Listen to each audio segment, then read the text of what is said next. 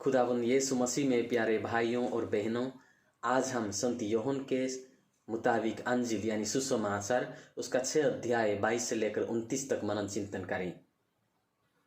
हमें पता है प्रभु यीशु मसीह 5000 लोगों को 5 रोटियां और 2 मछलियां से खिलाए थे। 5000 सिर्फ आदमी थे, लेकिन वहाँ औरतें और बच्चे भी थे। लगभग शायद 15,000 से 20,000 लोगों को प्रभु यीशु मसीह ने 5 रोटियां और 2 मछलियां से खिलाए थे।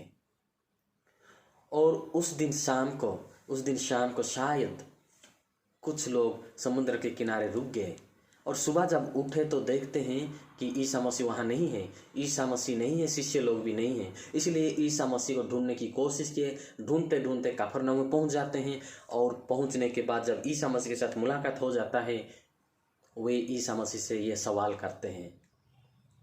वाक्य 25 में कहा गया है, वो कहते हैं, गुरुवर आप यहाँ कब आए?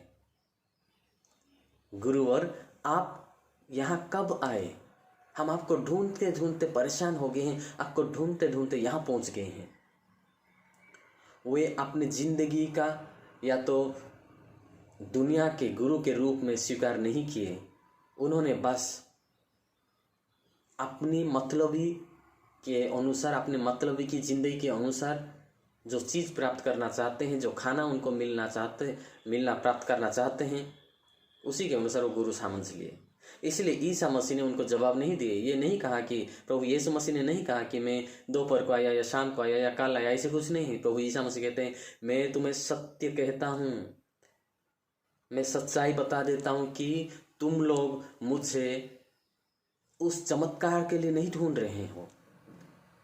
तुम लोग मुझे इसीलिए ना ढूंढ रहे हैं कि मुझे आप लोग पहचान लिए कि मैं अनंत जीवन देने वाला हूँ, या मैं ईश्वर का बेटा हूँ, या मैं आपके पाप को क्षमा कर सकता हूँ, या तो मैं अनंत जीवन प्रदान करने वाला हूँ। इसीलिए आप नहीं ढूंढते हैं। इसीलिए आप मुझे ढूंढते हैं कि क्योंकि मैंने आपको खिलाया हूँ। आप लोग पेट भर के रोटी खा लिए हैं, इसलिए आप लोग ढूंढते हैं। लेकिन उस रोटी के लिए ना तरसे, उस दुनिया की जिंदगी के लिए ना तरसे जो चीज़ समाप्त हो जाएगा, लेकिन उस चीज़ के लिए तरसे, उस चीज़ के लिए ढूंढे जो चीज़ अनंत जीवन के ओर ले सकता है, जो चीज़ अनंत जीवन प्राप्त करने के लिए आपको आगे बढ़ा सकता है। तो प्यारे भाई और बहनों, सिर्फ यीशु मसीह के समय ही नहीं, आज भी लोग चर्च में जाते हैं, प्रभु यीशु मसीह को ढूंढते हैं, प्रेयर के लिए फादर लोग के पास जाते हैं, पास्टर लोग के पास जाते हैं, विभिन्न प्रकार के मकसद रखते हुए, जो जागतिक है, जो इस दुनियागिरी है। प्यारे भाई और बहनों, 2016 में मैं कुछ लोगों को मिला था। लोग आगे जो गैर क्रिश्चियन थे, यानी वो क्रिश्चियन नहीं थे, वे आगे और क्रिश्चियन बनने के लिए मुझे बताए। उन्होंने कहा कि हम क्रिश्चियन बनना चाहते हैं। और जब मैं बातचीत करते गया, बातचीत करते करते मुझे पता चला उनका मकसद क्या था। मकसद ये था कि उन लोगों ने कहा, हमारे पास जो नौकरी है, अच्छे कमाई नहीं होती है, अच्छा घर नहीं है, बच्चे को अच्छे शिक्षा दे नहीं सकते हैं जैसे हम सोचते हैं। इसीलिए हमने सुना है और हमें पता है, जब हम क्रिश्चियन बनेंगे, कैथोलिक बनेंगे, तो चर्च हमें पैसा देगा और हमारे बच्चे अच्छे स्कूल में पढ़ेंगे, हमें अच्छे अच्छे बड़े घर करने के लिए हमें मदद किया जाएगा। देखिए उनके क्या प्रकार की, किस प्रकार की दिमाग है, किस प्रकार की मकसद है। क्या इसके लिए हमें चर्च जाना है? अभी हमें अपने आप को पूछना पड़ेगा कि मैं क्यों चर्च जाना चाहता हूँ, चर्च जाना चाहती हूँ। मैं क्यों यीशु मसीह का अनुसरण करना चाहती हूँ। प्यारे भाई और बहनों, आज भी अगर देखें, हमारे क्रिश्चियन भाई बहन भी आज इस चर्च में तो कल दूसरे चर्च में। क्यों? क्योंकि उनके दिमाग में कुछ मकसद है, कुछ आशा रखते हुए आते हैं फादर के पास या चर्च के पास, या यीशु मसीह में विश्वास करने की कोशिश करते हैं। और जब उनका मकसद पूरी नहीं होती है, उनके दुनिया की जिंदगी के अनुसार जो पूरा नहीं होता है, तब एक चर्च छोड़ते हुए, ये फादर को छोड़ते हुए दूसरे पास्टर के पास जाएंगे या दूसरे चर्च में चले जाते हैं। लेकिन ये विश्वास सही विश्वास नहीं है, और प्रभु यीशु मसीह ऐसे जिंदगी नहीं चाहते हैं। प्रभु यीशु मसीह हमें साफ साफ कहते हैं कि अनंत जीवन की रोटी के लिए ढूंढिए। अनंत जीवन का रोटी क्या है? अनंत जीवन ही क्या है? प्रभु यीशु मसीह खुद है। He is the bread of life, he is the eternal life. तो लोग सारे जाके पूछते हैं आखिरी में, वाक्य 29 में, तो हमें क्या करना चाहिए अगर प्रभु की इच्छा को पालन करना है? तो खुदावंद ईसा मसीह कह देते हैं, आप उन्हीं पर विश्वास कीजिए जिन्हें खुदा बाप ने भेजा है।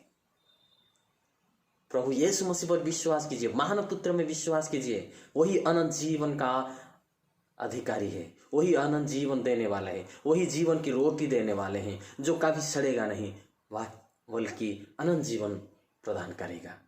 तो प्यारे भाई और बहनों, हम जानते हैं हमारे आत्मा के बजाय ही हमारा शरीर जीता है। अगर हमारी आत्मा हमें छोड़ के चले जाते तो ये शरीर मर जाएगा। इसलिए आत्मा के लिए जीना सबसे महत्वपूर्ण है। हाँ, हमें खाना चाहिए, पीने को चाहिए, हमें कपड़े लता चाहिए, घर चाहिए, बहुत ज़रूरी है।